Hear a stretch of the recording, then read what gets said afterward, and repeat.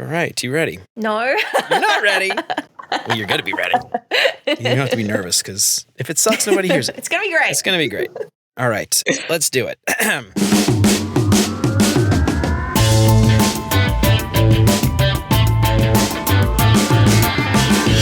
What's up, UX fam? How's your mom and them? Welcome to another episode of Beyond UX Design. I'm Jeremy. If you're new here, welcome to the show. I am super stoked to have you. The Beyond UX Design shop is open. Head on over to beyonduxdesign.com/shop to pick up some big, beautiful art prints of some of my favorite UX and software-related quotes. Get yourself a copy of Beyond UX Design, Master Your Craft Beyond Pixels and Prototypes. Get free shipping on all orders over $30 and use the code LISTENER to get 10% off your entire order. Head on over to beyonduxdesign.com/shop and get your print on. This week's episode is brought to you by Wix Studio. If you're thinking about redoing your portfolio or kicking off a new website project, listen up. I only have 30 seconds to tell you about Wix Studio, the web platform for agencies and enterprise. So here are a few things that you can do from start to finish in 30 seconds or less on Studio. You can adapt your designs for every device with responsive AI. You can jump seamlessly between front end and back end. You can speed up projects with an AI code assistant. You can start a design library. You can reuse full stack apps and UI components across multiple sites. So time's up, but the list keeps going. Step into Wix Studio and see for yourself. Head on over to beyonduxdesign.com/Wix to start creating today. This week's episode is sponsored by Jeff White's UX Storytelling Toolkit. Jeff's toolkit offers actionable insights on storytelling for UX designers. Jeff walks you through how to present work to clients and stakeholders, how to craft compelling case studies, and how to improve portfolio presentations for job interviews. Jeff's approach goes beyond your basic once upon a time kind of stuff. And because I know this course will help you out so much, I partnered with Jeff to give everybody listening a 10% discount if you use the code BeyondUX when you check out. So head on over to beyonduxdesign.com/storytelling. Use the code BeyondUX to get 10% off Jeff's course. So learn some incredible techniques to influence your team and advance your UX career. And if you haven't done it already, please consider subscribing to the show wherever you listen to podcasts. And if you are a regular here and you feel like you're getting something out of the show, I would really appreciate you leaving a 5-star review. That'll help me out so much more than you can imagine. And as always, thanks so much to Chris, Siraquan, Stacy, Rodney, Megan, Andrew, John, Mark, Kevin, Jason, Michelle, and Marty for all their support. And if you want to join these fine folks and many others and help keep the show independent and ad-free, you'll get rough transcripts and exclusive access to the entire video library of episodes, including episodes before they're released. And you get instant access right now to the video archives for as little as $5 a month. For more information on how you can support the show and help more people find out about what we're doing here, make sure to check out beyonduxdesign.com/support. And of course, if you think the show is worth sharing, then I would love it if you told some friends. So the interesting thing about UX design today in software is it's global. You could build an app in one country and anyone from anywhere in the world can use that service. But how do you know you're designing for the right experience if you don't have the context of that particular culture? So I've got my friend Ruby Pryor on today. She has lived in Australia. She's lived in Southeast Asia and all over the place. And she's got a lot of experience designing for various cultures. So we're going to talk all about that today, how you can take these ideas and start designing and make sure you're designing an inclusive experience for anyone around the world. So I'm so excited to have Ruby on. Ruby Pryor is the founder of Rex, a UX research and strategic design consulting firm. Ruby has worked in design and customer experience for a decade across Australia and Asia. Her experience includes working for Boston Consulting Group, Grab, and Nous Group. She's spoken at UX conferences in 5 countries, appeared on multiple podcasts, and been interviewed on Channel News Asia. That's impressive. Now you can add Beyond UX to your list, Ruby. I'm excited about that. So Ruby, welcome to Beyond UX Design. I am so excited to have you on. How's it going? It's going great. Yeah, thanks so much, Jeremy. Thanks for having me. And I feel like the fact it's my evening, your morning, we're already in a really kind of global situation here. That's right. We are. Yeah, it's funny. I always feel bad trying to ask people from East Asia, Australia, New Zealand, all those places to come on the show because I personally can't call you at 9 p.m. because my kids would be yelling and screaming in the back trying to go to sleep. It's impossible. So I always have to, I'm like, look, I'd love to have you on. I just, the time sucks. But I really appreciate you taking time out of your night, not even your day. It's like bedtime for you to come on and hang out. So thanks for coming on. So I read a little bit about your bio, but you've got a really interesting story. You just moved to Bangkok. You were in Singapore before. You're from Australia. So you lived all over the place, a bunch of different countries. Tell us a little bit about you and your experience and how'd you get to this point where, you're starting to understand how all these various cultures work and you can design really effective experiences. Yeah, sure. Thanks so much, Jeremy. And thanks so much for having me on the show. I'm really excited that I get to be here and that we've got to make it work. Yeah, absolutely. Yeah, I started my career in Australia, and I worked in consulting firms. I worked in market research. Then I worked in a management consulting firm and started to specialize in human-centered design and service design, which was gaining a lot of traction at that time. At the end of 2018, my partner and I decided to move to Singapore. When I decided to move, I'd never even visited before, but sometimes you've just got to jump in with both feet. YOLO. Exactly. I think it's for the plot. That's what we say now.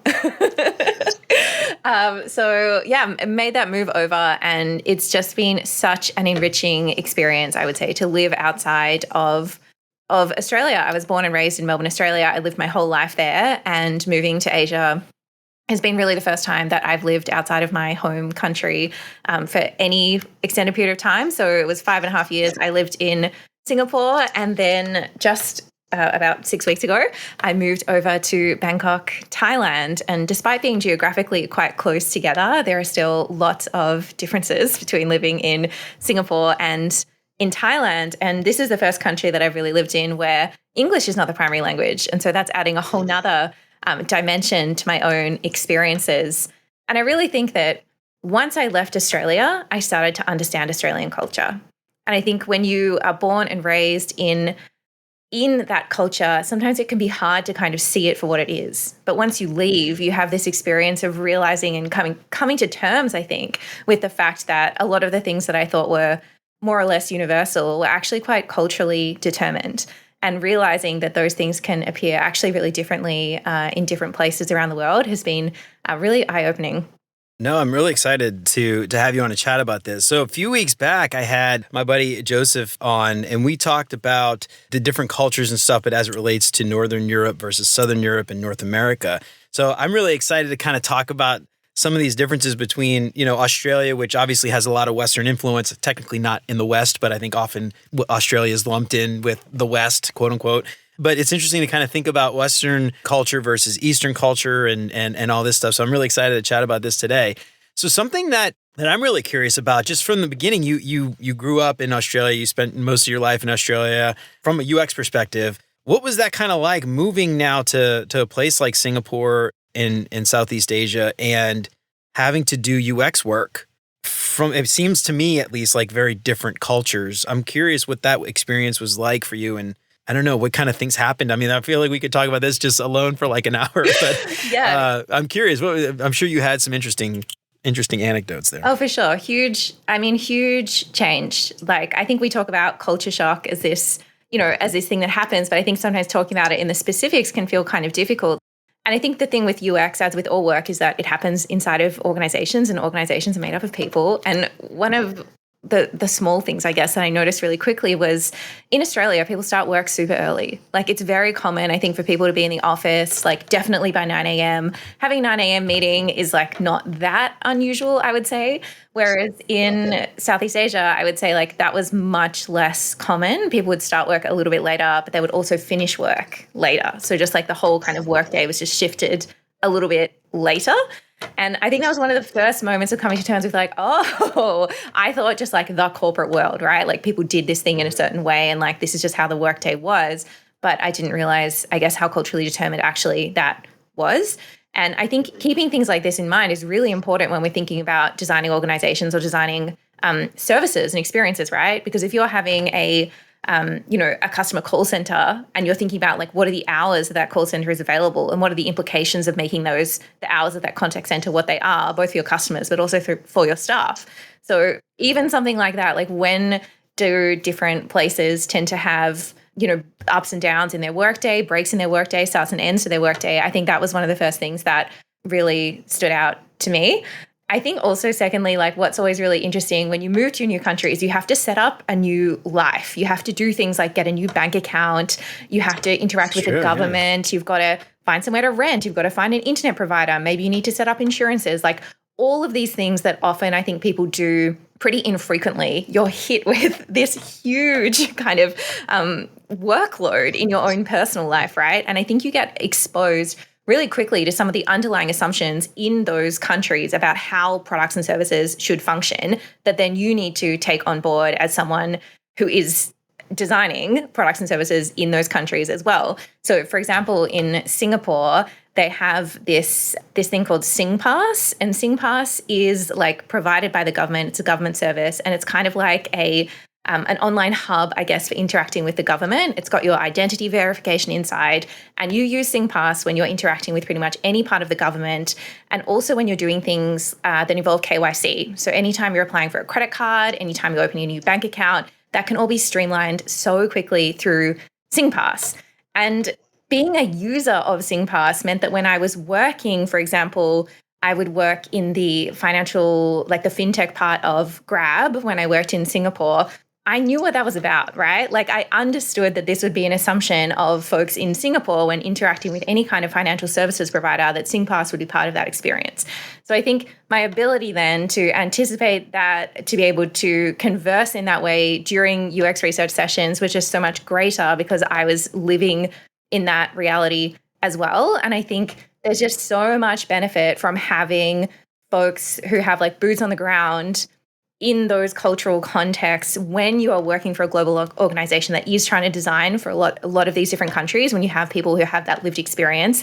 And obviously mine is a shallow lived experience compared to people that kind of grew up there. But I think it really helps in terms of our own consideration for how we're going to design those and ultimately makes you kind of a more considered designer in your own approach. Well, you bring up a really great point, too, that designing for these various cultures, a lot of times when you are designing for various cultures, you're also working with a team who lives in that culture. And so it's not just designing for the users, it's also how do you design, I guess for lack of a better term, how do you design your work experience to build that software so that you can ultimately release it. And it's interesting when you talk about working different times.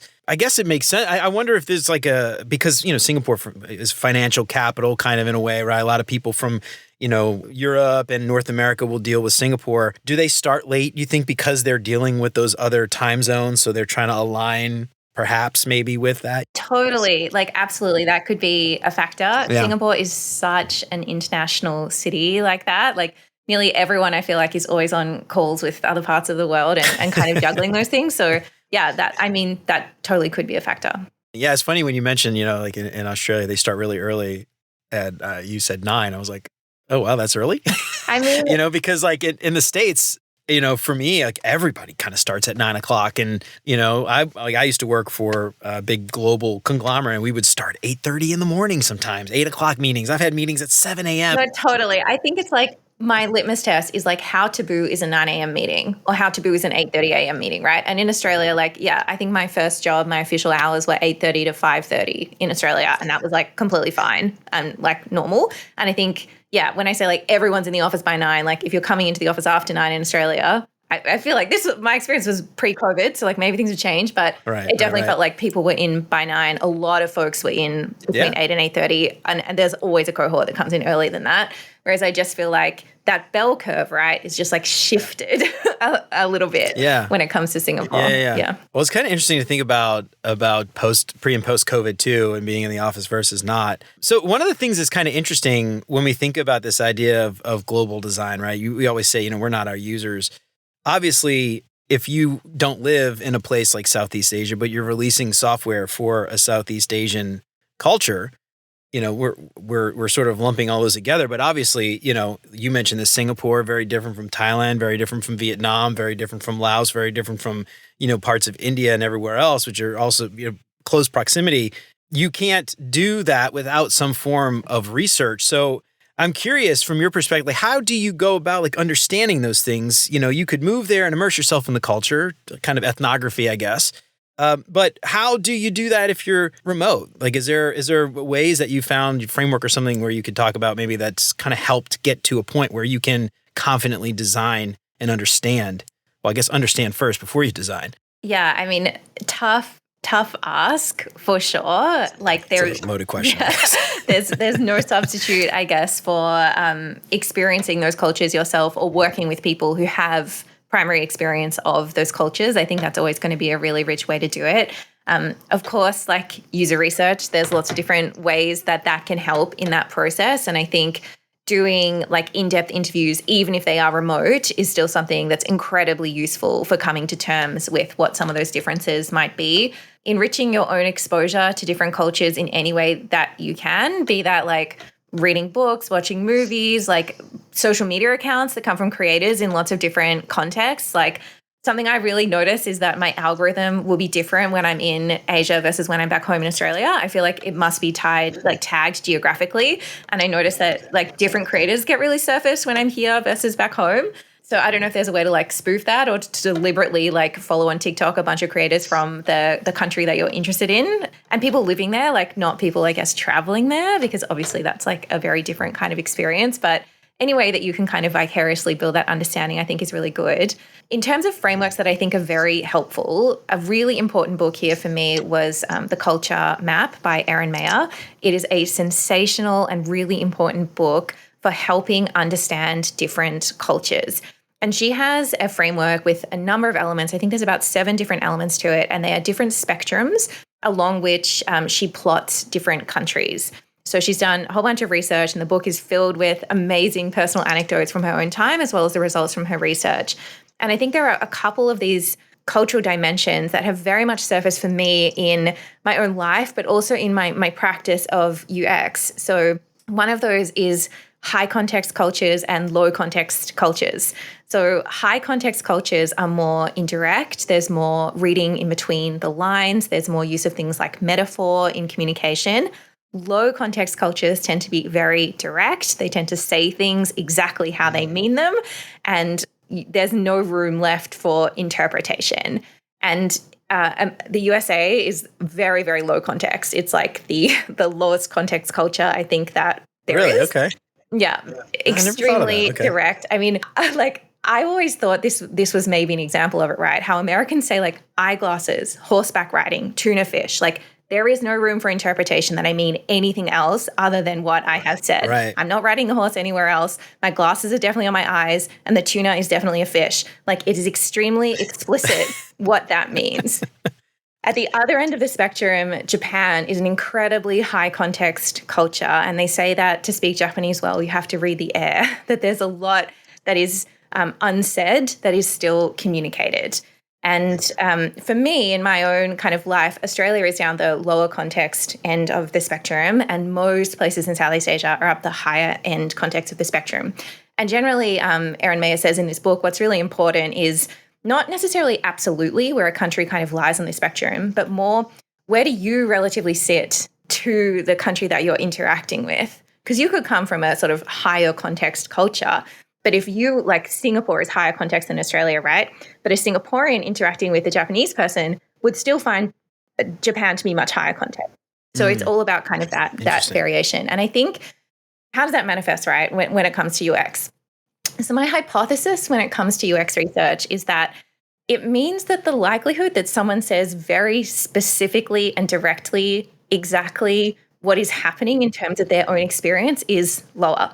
Like when we're taught research methods, I feel like culture is chronically under discussed, to be honest, and we need to bring more of this fluency into our practice. But one of the things that you're often told is like, you really got to get people to speak from their own experience. And you'll have seen this, right, in research sessions where people say something like, oh, I think people would find this really confusing, or I don't really think people would like that. And when I worked in Singapore, I was hearing this a lot. And my instinct as a researcher was always like, let's not talk about other people. Let's talk about you. What is it that you want? And I was really reflecting on this, and I'm like, but is that just a context difference? Are they actually saying that they don't like it or that they find it confusing, but they're just saying it in a different way that I'm not understanding because I come from a culture where I expect you to say extremely explicitly, I don't like this product because of the way this interface is designed and the fact like this hierarchy doesn't make sense or whatever. Like, I wondered if there was like a mismatch there in terms of context. Is it that I'm expecting a level of explicit declaration that is not likely to actually happen in a high context culture? And I feel like elements like this are really important to at least be cognizant of when designing these processes, because then we can maybe do something with that better. something worth pointing out. I think it's obvious, but these cultures are not monoliths, and just because you live, just like you said, you live in a certain culture doesn't mean you are a representative of the average.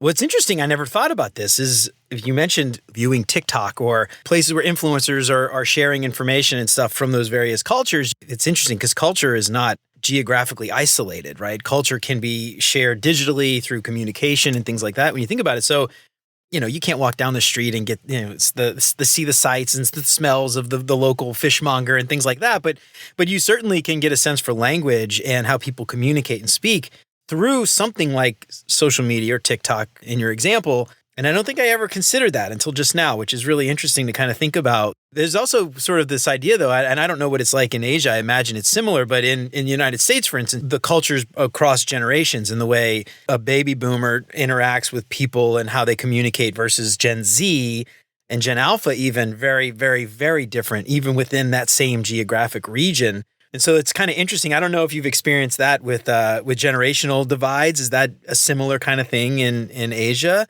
that you see in North America and Europe? No, I think all of these things exist and manifest, in different ways as well. Something that I would hear folks talk about in Singapore is the sandwich generation, which is more of a life stage, I guess, rather than a cohort. But this idea of folks who are at the same time supporting their parents and their children, dealing with both of those things, because I think some norms around things like filial piety are different in Asia than they might be in the West, and expectations around supporting parents might look different, and the kind of demands then that are placed on folks' time. And then from there, I guess the kind of like services and products and constraints and pain points and all these things that kind of flow from there is also something really worth kind of taking note of. So that's just something to maybe know, just recap. I think it's important is geography plays a part in this, obviously, but then within the geography, there are sub-tiers of cultures that are very different.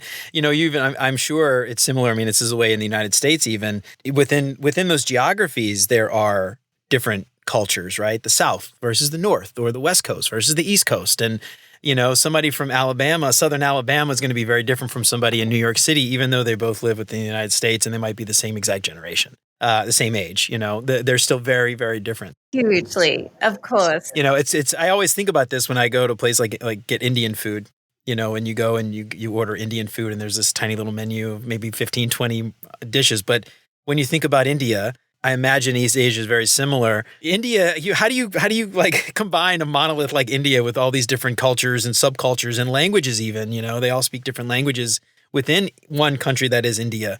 But one Indian curry dish, to like represent all of India. And I kind of like to equate that with, just users as well when you're trying to design something for, the Indian market or the Chinese market even. It's so hard to generalize. I often think about what's an American restaurant in India look like? Does it just have like hamburgers? What about pizza? What about hot dogs? What about barbecue? What about nachos? What about, all these like various things, but it's all under one umbrella. It's kind of funny. We just lumped that together. But this, I find this super fascinating actually in the context of a service like Uber Eats, right? If you look at Uber Eats in a Western country and you look at the categories of food that they have, there might be a category Asian food. And that to me is very interesting when you think about the massive diversity that exists in Asia. It's 4 or 5 billion people, the number of different cultures, cuisines, et cetera, Asian food. But when you are in Singapore, right, you would see stalls sometimes that sold Western food. So it happens both ways, right? It's all about what's the expectation of that culture, and the kind of food that you're seeing in this in a hawker center in Singapore is kind of like an open air sort of food market with lots of different types of food, and they would often have a Western food stall, and it would sell fish and chips, baked beans, maybe like pork chops, something like this. So that same kind of funny. Yeah, the information architecture and the kind of assumptions folks hold in their mind, the way they categorize information, and that does manifest in our product designs and the kind of choices we make about what information is communicated to what level of detail in what context, I think is super interesting. So let's dig into that a little bit if we can. I know we don't have too much time. We've already talked a lot about just generalizing, but if we are designers and we are tasked with designing for these cultures, where does one start? We talked a little bit about UX research. Obviously, you mentioned a book that I think it's worth reading books, but maybe we all can't move there. We all can't embrace this ethnography and dig deep. But what are some considerations for this global audience if we were to end up in a job that required it? Where do we start? I think the first thing is acknowledging that you are building a global product unless you are very specifically geographically limiting it. And I feel like a lot of this starts just because the mindset is not necessarily there that this is a global product. And I'm very sympathetic to startups, for example. You're in a really resource-constrained environment. Like, how can you necessarily have this really global perspective all of the time? Like, it's tough. You have to make trade-offs. I totally get that. But I think there are some considerations that we can kind of bring to the fore when we're looking at this kind of global perspective. So one thing that always I'm very conscious of is how we talk about time and how we design for time. This is something I was always sensitive of, having been born and raised in the Southern Hemisphere. So you would hear people talk a lot of the time like, oh, it's coming in summer or it's happening in autumn. I'm like, well, whose summer? Because right now it's August as we're recording this. So in Australia, it is winter. Whereas a lot of the content that I'm reading online, particularly on LinkedIn, which is my primary social media, you have so much content. I hope everyone's enjoying their summer break. Now we're all coming back from our summer break and I'm thinking, okay, interesting. But I mean, this happens in product design as well. It happens in the way that brands will go out and communicate to their audiences in things like email newsletters, in things like conference landing pages. I'll say tickets coming on sale in fall. I'm like, it just takes a second to kind of conceive of when that might be. Also in the date format itself, different countries around the world order those things differently. And I always find it quite fascinating that despite the date format used in the US, month, day, year, being absolutely the minority globally, so many products have that as the default. And what can be super frustrating is they have it and they don't even necessarily explain it. Like once you filled it in, those labels disappear because they were inline labels. And then you're left being like, wait, was this a month, day, year? Was this a day, month, year field? And it wouldn't surprise me if like lots of people are messing up their date of birth in airline bookings or things like this because of the way these things are structured. So I think like when it comes to like UI design and UX design, that's really, really important. But what I mean also by this consideration, right, is like, for example, I love Love is Blind to the point where I want to watch the episodes like immediately once they drop. And I find it so frustrating with the Netflix interface. It will say like episode available like August 24. And I wake up on August 24 and I go to look at the episode and it's still not available. Like 12 hours behind. Right, exactly. Like I was in the future and I'm waiting for Netflix to catch up with me. But there's no countdown timer. There's no like dropping at blah, blah, blah, your time zone, or even dropping at like blah, blah, blah, Netflix time zone. Just nothing. And so you're just left there being like, is this a bug? Does this make sense? Or Googling like, when does Netflix release shows? So I think this is what I mean when I say like, you got to just acknowledge that it's happening. And then from there, we can take the steps to do something about it in the design. Well, it's interesting too, I would imagine, and I've never looked at Netflix outside of the United States, but it's bizarre to me that that is not a consideration because it seems very easy to localize that and have localization in various things. I'm sure they're changing languages. Obviously, Australian will be English, but why couldn't you localize that as well? The time, the date, the release, the countdown. We just had a really awesome conversation with Emily Anderson not long ago. We talked a lot about edge cases. And clearly, from Netflix's perspective, that's an edge case. But when you think about a global piece of software like Netflix, that edge case is probably pretty damn predominant across the globe, especially on the opposite side of the world where it's a 12-hour difference and you are living in the future.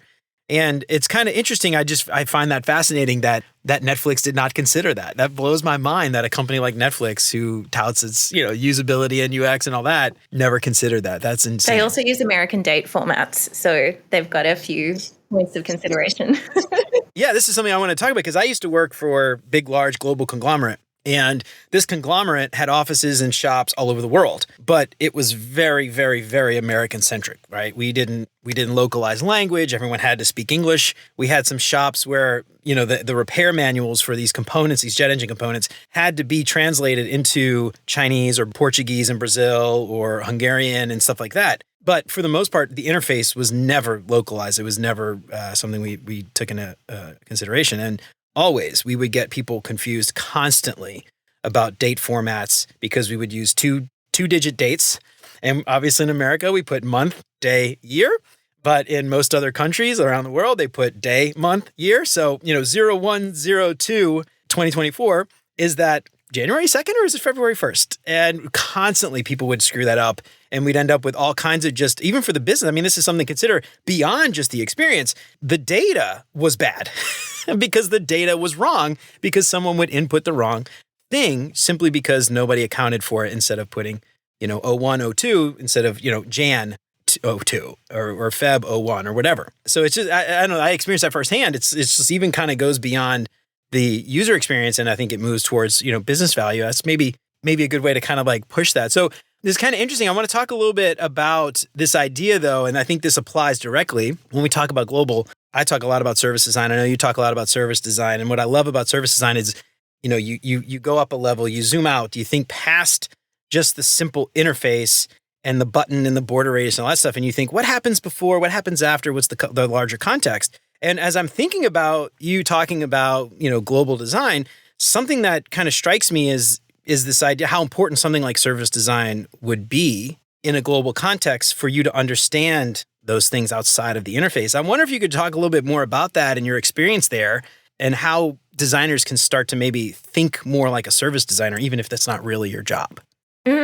Yeah, I think this is such a great point. And I think service design, as you say, it's all about understanding that context and it's all about understanding that ecosystem. So I think when you're doing that design work and particularly doing that research, it's about starting your questions at the right moment and almost like going back far enough in time to really understand what the users are doing and how they're coming across your product and how that product or that service is going to sit within the ecosystem that you are trying to enter or that you play in as an organization. And I think particularly things around like how people find out about stuff, how are people doing their research, where is that awareness coming from? Like these types of questions, I think, to kick off your projects are really critical. And I think they're often present, but not always maybe given as much due consideration as they need to be. Like, for example, in Thailand, something that's really important to my daily life that was never important until 6 weeks ago is the app called Line, Line. All communication kind of happens online. When I want to interact with a business, a lot of that is happening over Line. Online. I love that. Yeah. That's a clever title. I love that. It's pretty great. And, in Singapore, for example, it was all like WhatsApp and you do a lot of business WhatsApp and stuff. But when I left Australia at the end of 2018, like WhatsApp wasn't even really that present in Australia. But if you came to Singapore and your business like didn't support WhatsApp, or if you're in Thailand and your business didn't really support Line, like that might be a real consideration. And that's really something to consider. So I think having enough time to really do that kind of deep dive with your users and understand more about that ecosystem, more about what's happening up front in terms of particularly that kind of awareness and research piece that the consumer is doing can go a long way, I think, to help that thinking. Yeah. So let's talk a little bit about that. I'm curious, do you have any specific tactics maybe for a designer or researcher even who might not be local? How do you get that perspective of somebody in a completely different culture, a completely different geographical location? Do you have any experience there? It seems pretty hard just to get users even in your own country. So like the idea of going and trying to find people, are there services maybe that like hire people? I'm just curious how that works. What are your thoughts? How do you do that? Yeah, 100%. There are a lot of recruitment agencies that can help with this kind of stuff. Like you have the brief, you have the criteria, the same way you would recruit in your own country. Like there's a lot of these that will help you recruit in other countries. So I acknowledge that this is a really different thing depending on the size of organization you work for and the amount of budget that you have. If you're a small startup, often the only research you're really doing is with your own customer base, maybe through your own mailing list, maybe you're getting signups on your website, or maybe through your own social media. That might be a little bit more challenging to kind of find a very specific target audience, but you're generally more likely to get more people signing up to be part of your research if you're giving incentives that are meaningful. And that's really important. Like be very careful that you're not giving folks and trying to incentivize folks with a voucher that they can't actually use in their own country or is not useful. Like an Amazon gift card that's not, right. Yeah. Right, exactly. Like these things can just be really easy to kind of deprioritize. And then you maybe have that question of like, why is no one responding to this? But, they might prefer a Shopee voucher, a Lazada voucher rather than an Amazon voucher, for example. So I think that's one thing. But if you're part of a large multinational organization that has and devotes budget to doing research and to recruiting participants externally, it's actually relatively straightforward, I would say, to find folks in these markets through these kind of organizations. That's a lot of the work that Rex does, is working with companies from like outside of Southeast Asia and helping do this kind of work and do this kind of research in Southeast Asia so that those companies can kind of build that understanding. Like, it's very feasible. If the organization wants to make it a priority, I really think it can be done. Yeah, absolutely. Yeah. And I'm just thinking too, my experience was mostly in enterprise and in, internal applications. And, this was something that we struggled with early on, and it took kind of a blunder on our team's part to really show the value of this. But we had 2 shops in Singapore. I can't remember if I mentioned this. We had 2 shops in Singapore. Obviously, traveling to Singapore is expensive. Hotels in Singapore are expensive. Meals in Singapore are expensive. So it would have been a very expensive trip to have people go for a couple of weeks to go observe these 2 shops and, build software for them. So they skipped it. They didn't want to do it. We didn't have the budget for it. And so we released this software. We found out it wasn't going to work, basically. We had to spend about 6 months or so fixing the issues. And so what we found, and it was obvious then, that like if we had spent the $20,000 for a few people to go to Singapore for 2 weeks, we would have saved probably $500,000, if not more.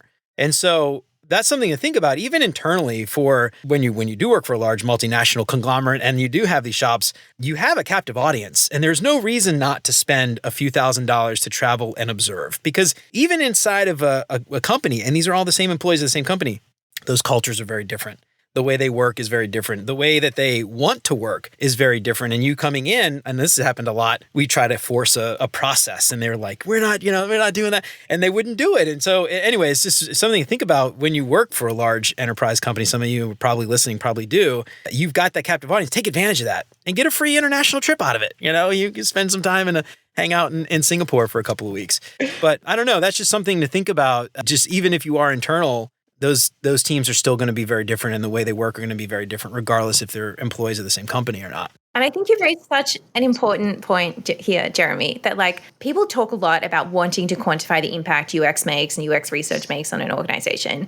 And it's a tough thing to do. It can be done, but it's a tough thing to do. And I think why it's so hard is explained really well by your anecdote. Like, so much of what good UX research in particular does is avoid risk and mitigate risk. And so you're trying to quantify something that did not happen, something that you prevented. And in our lives, I feel like we're much better at celebrating cures rather than preventions. Because once there was a disaster, the person that steps in and kind of fixes it, you're like, oh yeah, wow, like they really saved the day. But the person that prevented that from happening in the first place, like that's something that can actually be very difficult, and I think can often lead a lot of researchers in particular feeling really frustrated that research is often like a kind of quality gate in some senses, that we do it to make sure we're not releasing a product that's going to be confusing, that we're not releasing a product that's going to destroy our customer value proposition, it's going to frustrate our users, it's going to lead to churn, it's going to lead to defection, all of these things. But if you do your job well, none of those things happen. So how can you really talk about it? And I think one of the great unlocks here is exactly what you discussed. The fact that we did not build this product meant that we did not spend a certain number of weeks of person power in building that product. And that can be quantified very easily. If you know the salary, the ballpark salary of the developers, of the designers, of the PMs, and you know ballpark how long they would have spent building that product, you can multiply that together in a really straightforward manner to come up with a dollar value that you just saved that organization. And you can absolutely chalk up that impact to your research and say that you saved that company, whatever it is, like $500,000. And even better than that, if you have redirected that priority to something that launched in market that did make money, right? That's extra impact that you can claim, because there's an opportunity cost every time an organization builds anything. You've decided to build this and not this, and there's an opportunity cost that comes along with that. And by unleashing a really great product earlier, because you helped redirect those priorities, like you have in fact captured that as well. And I think like we need to be much more, I don't know, like much more assertive sometimes in saying like, hey, like we did that. Well, it's funny because before that happened, and in my example, one of the stakeholders that actually pushed us to not do the trip became a huge advocate for the UX work after that. And to this day, this was probably like 8 or 9 years ago. To this day, he is an advocate for UX design because he realized how important that was. And it was sort of one of those things, I think, PR people say, never let a crisis go to waste or whatever, So we took the advantage. It's like, look, see what happened? Do you see what happened? So that was honestly maybe one of the best things that happened for that product early on. And so I don't know, that was just a really interesting example. But I read this, was it a book or an article? I tried to find it a while ago and I couldn't, but it was talking exactly about what you mentioned. When someone is advocating for the prevention of something and the thing never happens, you can never point back and say, look, it didn't happen. See? Because, this happens with politicians all the time, where it's easier to show that you fixed something than it is to prevent something. And so, you can't really prove it if it never happened. And so it's an interesting thing. It was a really interesting article and I can't find it. I had this conversation not long ago with somebody and I tried to find the article. I couldn't. But anyway, something that I'm kind of curious about, let's say you've gone and you've built these things and you've done some of this work. When it comes to an international audience, I'm curious, is there some kind of way to measure the effectiveness on a cultural level to say, we have done a good job of accounting for cultures or we haven't?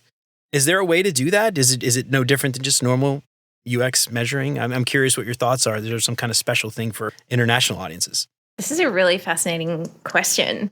I'm thinking about this so much because would you even measure that in the primary culture, I guess, where the thing was created? Like, how often are we actually measuring and testing and caring about, frankly, if we have developed a product that is sensitive and inclusive? Right, that's true. And when it comes to not just culture, but we're talking about like gender and we're talking about ethnicity, we're talking about sexuality, like all of these different things. Unfortunately, that's not always really high on the agenda of a company. At the end of the day, I feel like the way that, frankly, this would manifest is, are our metrics in these markets hitting our projected benchmarks? And if the answer is no, then I think organizations can be quite willing to open up that conversation and say like, hey, is there a way we could be more in tune with the culture here to kind of boost some of our metrics? And if not, like if the metrics are okay, I think unfortunately, rarely are organizations asking that question proactively. Right, after the fact. Yeah, I was just thinking, let's say you're in, Western Europe and I don't know, metrics are up, everything's great. But then in China, everything's down, it's flat. Same application, two different places. Clearly something is off, something to investigate and think about that. So yeah, that's really interesting. I just wonder about that too. Like, and you make a good point. Are we even thinking about that? Generally speaking, inclusivity, things like that are often at the bottom of the list. And, very often they're seen as cost centers. But I think this goes back to the idea that, how do we as designers translate what we think is important so that a stakeholder will find value in it as well? So I'm curious, just thinking about this in general, something that I want to dig into, we talk about this, but you're going to get pushback a lot from stakeholders and other people who are, whatever, we don't need that. Maybe that's MVP 2, that's second version, we'll get to it later. I'm curious, how do you promote this within your team to push for this idea? And maybe it's not much different from just general accessibility, but... Yeah, I think often framing it in terms of the opportunity that exists. And I think people do this with accessibility, as you say, all of the time. When you talk about that 3% of a certain market has a certain characteristic, and when the size of that market is like 100 million or 1 billion people, suddenly that number is actually massive in terms of the potential opportunity of doing that and doing it right. So I think that's often the way that this discourse kind of goes, is presenting that we are missing out on capturing a certain consumer base. And that's generally something that an organization is really going to want to care about, is going to want to listen to. I think particularly when it comes to Southeast Asia, there's a bunch of these economies as well with a really large young population. So Philippines, for example, has a lot of young folks, really large population.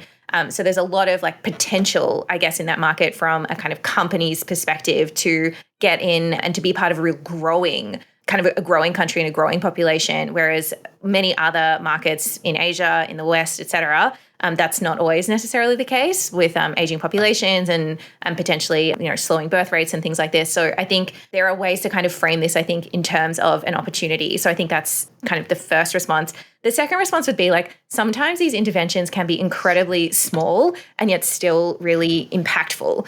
So I think maybe like the smallest example that I could think of, if you were offering some kind of a discount in a country like Singapore and you wanted to offer a really small level discount, instead of offering a 10% discount, I might offer an 8.88% discount because the number 8 in Singapore is really auspicious. It's really lucky. And so that would give a sense of being more localized and maybe like more exciting than a 10% discount. So that's actually even less of a discount, but maybe is like a better discount for that market. So I think that's also something to really like demystify what I mean when I say this. Like when I say I want to build products that are globally inclusive, that doesn't necessarily mean we're building from the ground up a totally different product that's going to look really different in different markets. It just might mean we're changing some words here and there. We're changing a couple of form fields and some of the structures around it. We're changing some of the language that we use. We're not having Zs everywhere. We're having some spelling that's not American, like demystifying it, making it into a series of like small bets, quick wins, experiments, and that can get buy-in, because it's not this like huge change that needs to happen. There's a great opportunity here and we can break it into small chunks. I think you have a greater likelihood of getting this done inside an organization. Yeah, you brought up a really interesting thing though, is you're not building this from the ground up. It's not like we have to go build a completely separate app.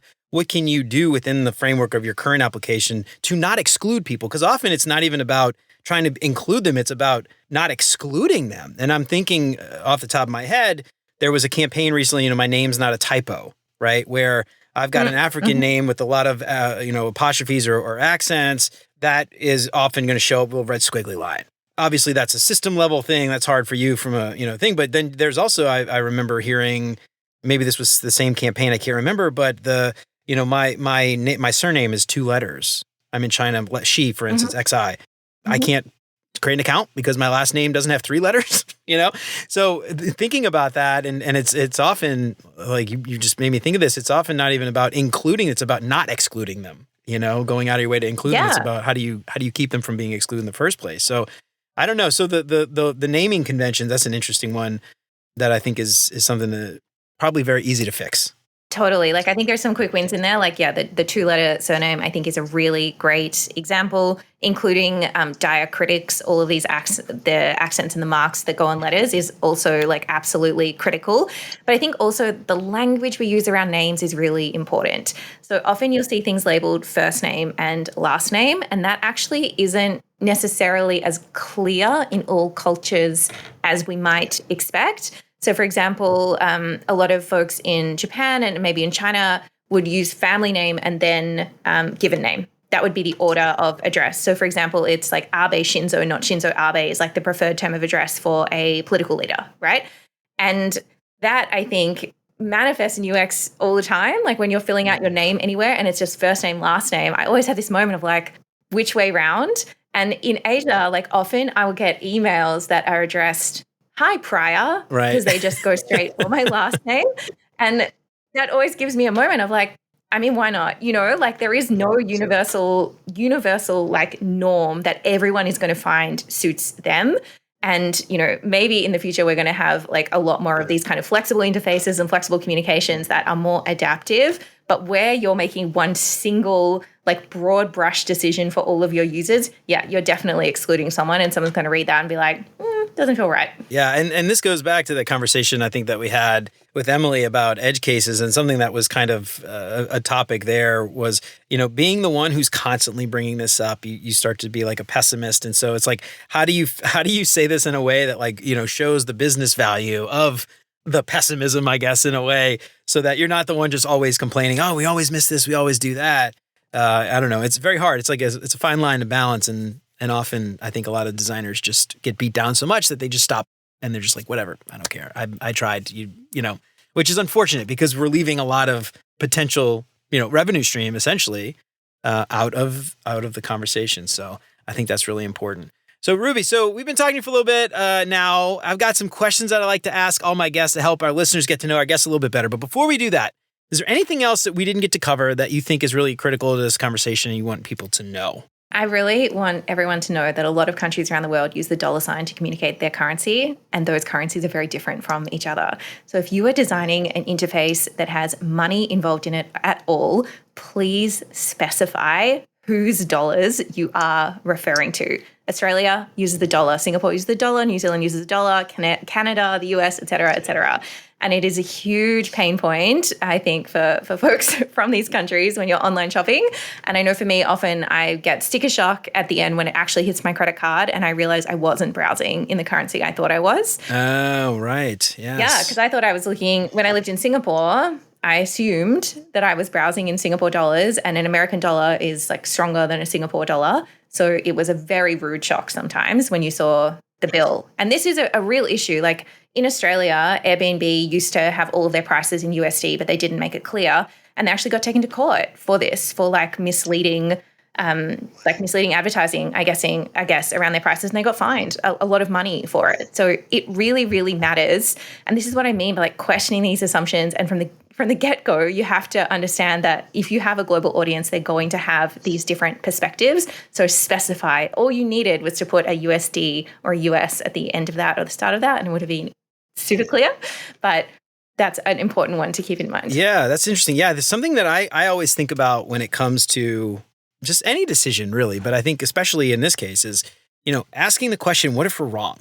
What if we're wrong? In the case of, you just brought up Airbnb in Australia, what if we're wrong? Well, we could get taken to court and be sued millions and millions of dollars. Is it worth not throwing that little character in front of the dollar sign? Can we just do it? And so I'm sure it's not up to one product manager and one designer, or there's clearly something that has to happen in a company like Airbnb. But I think if you're not bringing these things up and you're not pushing these up the chain of command, if we don't do it, who is? Who's going to do it if we're not doing it? I don't think.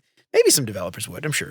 Product managers, there's a lot of good product managers out there. Maybe they think of that too. But, I think we can absolutely be a part of that conversation. So Ruby, that's a really great point. We didn't talk about currency. Anything else as far as currency goes that you think is important? Because we didn't really dig into that. But I think that's clearly a big one. Yeah, I think on the same thing, like a dollar sign is not a universal denotion of currency. Like in my Gmail, for example, Google is great at like pulling out summaries of your emails, right? And often there's like a light gray box at the top of the email that has like a summary of kind of what's in the email so you don't have to read it. So I got one the other day that was like the amount and the delivery date for something that I'd bought online, and Google had like extracted this information and put it at the top. And again, I nearly had a heart attack because I had purchased this in baht, and baht uses like 1,000 baht, I think USD is maybe like $30.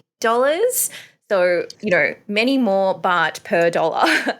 So I looked at this and I was like, did I just spend $2,000 on something? Yes. Oh God. But I'd actually only spent $60. And it was like a real moment. And I was like, oh, okay, wait a second. Like, it's actually fine. But I think when you have this default programmed in, that like the default looks like this, we're having like US by default, or like Northern Hemisphere by default, or English speaking by default, and we're not questioning that and interacting with it, it can cause real moments of stress for your users. So I think on currency, that would be, something else that's like really important to consider. And I was just thinking, the importance of just immersing yourself in different cultures and travel. And obviously travel is very expensive. And I say this as someone who has not done an extensive amount of traveling. I've never backpacked across Asia. I've never backpacked across Europe. I only went to Europe and stuff for work, because that was the first time I actually got to go to Europe, was because my work paid for it. So I haven't done an extensive amount of traveling. I understand it's very expensive. But if you are young and you can afford to travel and immerse yourself in these experiences, I think one of the best ways to build empathy is to just get out and explore something outside of your own little bubble.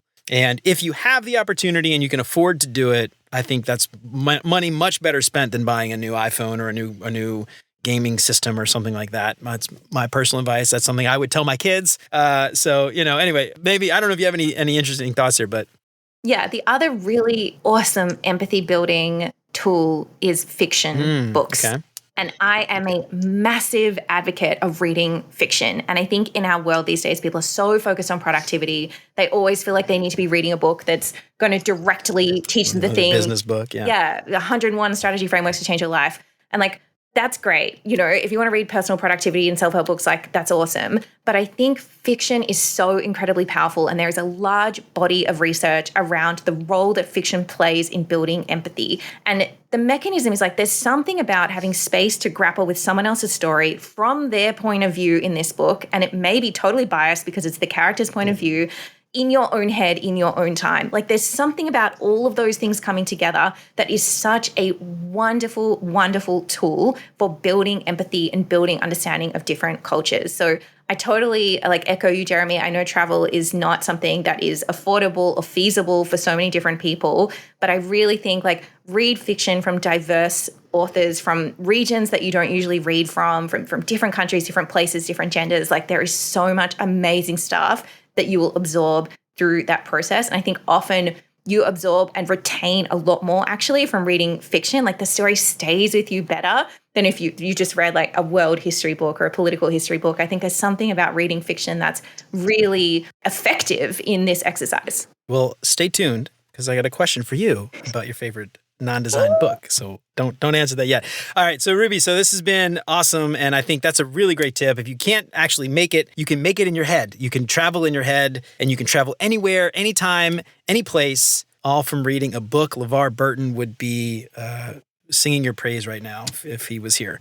Ruby, I got some few questions that I like to ask all my guests to help our listeners get to know our guests a little bit better. First thing that comes to your mind, you don't have to think too hard about it. First up, what is your favorite non-design book?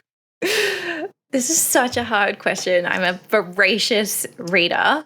I'm going to say one nonfiction and one fiction. Perfect. Nonfiction book, I would say Invisible Women by Caroline Criado Perez. I am her absolute number one fan. That book opened my eyes, and I apply that that method of she talks about the masculine default. That's exactly how I do this thinking around things like Northern Hemisphere default or Western default. I think it's such a powerful concept. Love that book. 120% recommend it. When it comes to a fiction book, I'm going to say Babel by R.F. Kuang. It is an amazing book. I feel emotional, even thinking about it. It's one of those books you finish it and then you need to breathe in and out a couple of times deeply because it's so affecting and so fantastic. Right on. So Babel's the non-fiction or the fiction book. What is it about? Is it about language or is it about? It's about, yeah, sort of. It's about some students at Oxford University. It's kind of historical magic. Historical magic. All right. Right on. I love it. Cool. I'll have to check it out. Yeah, I don't do enough. I'll be honest. I don't do enough reading at all, to be perfectly honest. But fiction, I think, is amazing. I don't read nearly enough fiction. I used to read a lot before I had kids. I like to use them as an excuse. But now I read a lot of books. How do I manage my kid with ADHD? Because I can't. He's insane. In a good way. So anyway, those are the kind of books. Audiobooks. I'd also super recommend audiobooks. Yeah, that's awesome. I listen to a lot of podcasts, but I need to just start doing audiobooks. I don't know why I'm not doing audiobooks. I think I'd probably be a much better person if I started doing that. All right. What is your favorite non-design podcast? Speaking of podcasts. Ooh, non-design podcast. If Books Could Kill. What is that about? Is it? I assume it's about books obviously. Yeah. Yeah. One of the hosts of that, Michael Hobbs, he has done 3 different podcasts, all of them phenomenal. So he did this podcast, You're Wrong About, and which is great. And then Maintenance Phase, which is also fantastic. And If Books Could Kill is his more recent one. He has a different co-host with all 3 of those podcasts. And in it, they call them airport books, the kind of book you'd see on an airport shelf. There's an episode about Nudge, for example, and they really critically examine these books, the arguments in them, the methodologies that lead to some of the conclusions in the books. And it's also really funny. It's a great podcast. Right on. All right. I love a good podcast recommendation. I'm going to check it out.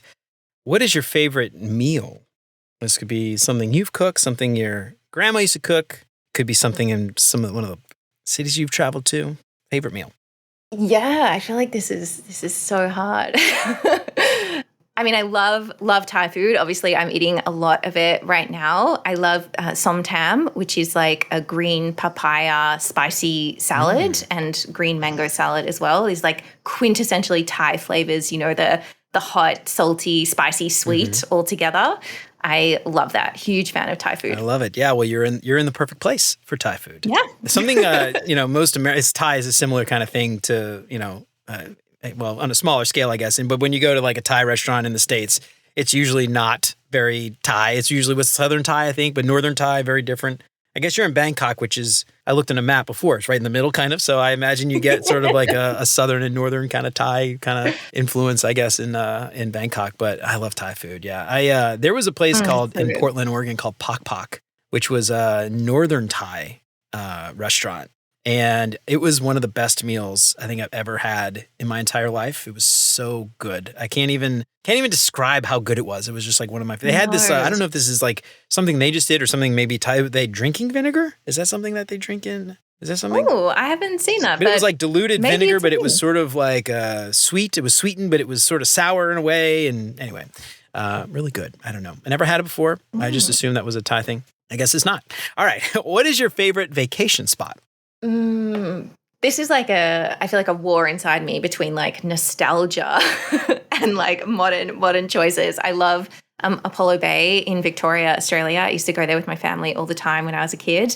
But I would say maybe Koh Lipe in Thailand. It's one of those islands that the water looks photoshopped. It's so perfectly crystal clear blue and the sand is like velvet white underneath your feet. Just gorgeous. Yeah. Oh, I love that. Yeah. So back in high school, I read this book called The Beach, which was about this community of, I don't know, misfit travelers that like found this island in Thailand.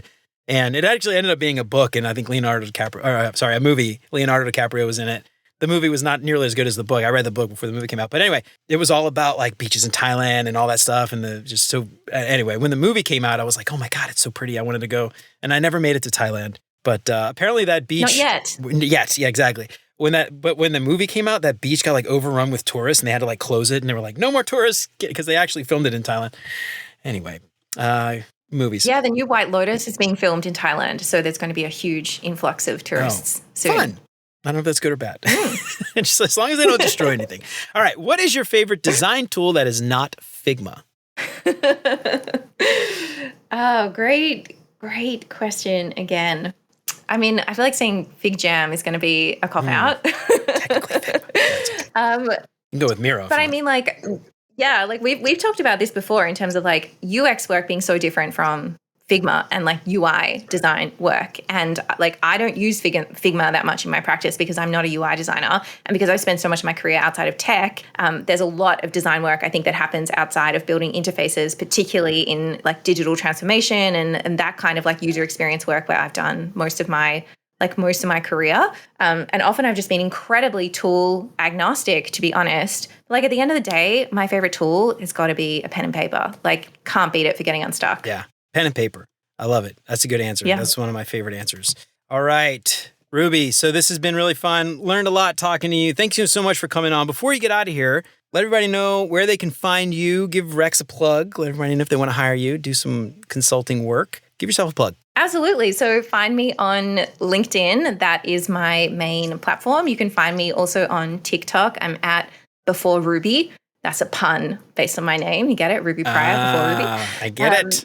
Yeah. I get it. It took me a secon, but I did get it. I'm really proud of that one. That's great. You can also find Rex is rexhq.io. And we do strategic design and UX research work. I also teach masterclasses in impact sizing, which is kind of methodology where I teach folks how to put that like dollar value on the impact they create. And I also do these kind of extended workshops inside of organizations, helping UX teams articulate how they create value and develop a framework around that and a set of metrics and work with them on the implementation of that as well. So I've done work all over the world and I'm really keen to do more of it. So I'd super love to work with folks who are listening to this podcast. And I do coaching as well. So if you're just an individual working in UX who wants some extra support, maybe you've started a new role and you really want to nail those first 100 days, send me a message, hello@rexhq.io or find me on LinkedIn and let's chat. Right on. All right. So do that. If you need some help, Ruby is an amazing, amazing person to hire to help you out with all your stuff.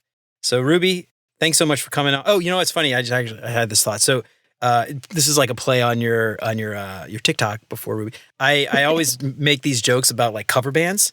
So like silly cover band names. So the other day I came up with one for No Doubt. If I had a No Doubt cover band, the name I'd call it I Doubt It. That'd be the name of the cover band. So anyway, it's a very similar dad joke, but anyway, it's a good. I like it. I love it. A good pun is the highest form of humor. Really, you can't beat it. If I had a good pun joke to talk about puns, I would have used it just now, but I didn't. I didn't have one off the top of my head. I might splice that one in. Yeah. I might do that. Add that in post production. Because it would be punishing to force it. Watch out. She did it for me. I don't need to spice it in. You just did it for me. All right, Ruby. I think we're going to end it there. That's a perfect spot. Ruby, thanks so much for coming on. I really appreciate it. No worries. I had a great time. Thank you so much, Jeremy. Well, all right, y'all. That's it for Ruby and me for today. I hope we helped to shed a little bit of light on designing for a global audience. Remember, you are not your user, and you are definitely not your user if your user lives all the way around the world. But I'm curious, anybody out there been designing for global audiences, done it successfully? How do you do it? If you failed miserably, I'd love to know what happened. Let me know what you think on LinkedIn or shoot me an email at hello@beyonduxdesign.com. I'd love to hear from you. If you like what you heard today, don't forget to subscribe wherever you listen to podcasts. If you feel like you're getting something out of the show, I would love it if you left a 5-star review. That would help me out so much more than you know. And if you know somebody who might find any of this stuff useful, then why don't you tell them about it? That would be fantastic. Don't forget to check out the Beyond UX Design shop. Head on over to beyonduxdesign.com/shop to pick up some big, beautiful UX-themed art prints and digital downloads that you can print yourself. Get yourself a copy of Beyond UX Design. Master your craft beyond pixels and prototypes. Get free shipping on all orders over $30 and use the code LISTENER to get 10% off your entire order. Head on over to beyonduxdesign.com/shop and get your print on. Help keep the show independent and ad-free. Check out beyonduxdesign.com/support to find out how. You can join Chris, Siraquan, Stacy, Radu, Megan, Andrew, John, Mark, Kevin, Jason, Michelle, Marty, and many others and help keep the show independent and ad-free. You'll get rough transcripts and exclusive access to the entire video library of episodes, including episodes before they're even released. You can get instant access right now to the video archive for as little as $5 a month. And if you've been sitting on building your new website, Wix Studio can help get you there faster. Wix Studio is a powerful platform that lets you create and manage websites easily. With Wix Studio, you can quickly adapt designs for every device, reuse assets, and my favorite, export from Figma and much more. Check out beyonduxdesign.com/Wix to start creating today. Do yourself a favor and head on over to beyonduxdesign.com/storytelling. Use the promo code BeyondUX at checkout to get 10% off Jeff's storytelling course to learn some super valuable ways to influence your team and advance your UX career. Remember to sign up for the newsletter and check out all the past episodes along with all the show notes at beyonduxdesign.com.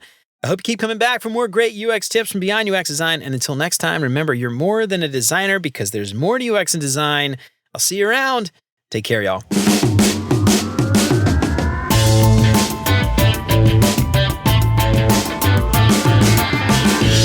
Thailand, that's right. You were in Singapore. What's it like so far? Have you been to the beach yet? I assume you have. No, I'm in the city. I mean, Bangkok is the best city in the world. So really, I don't want to leave.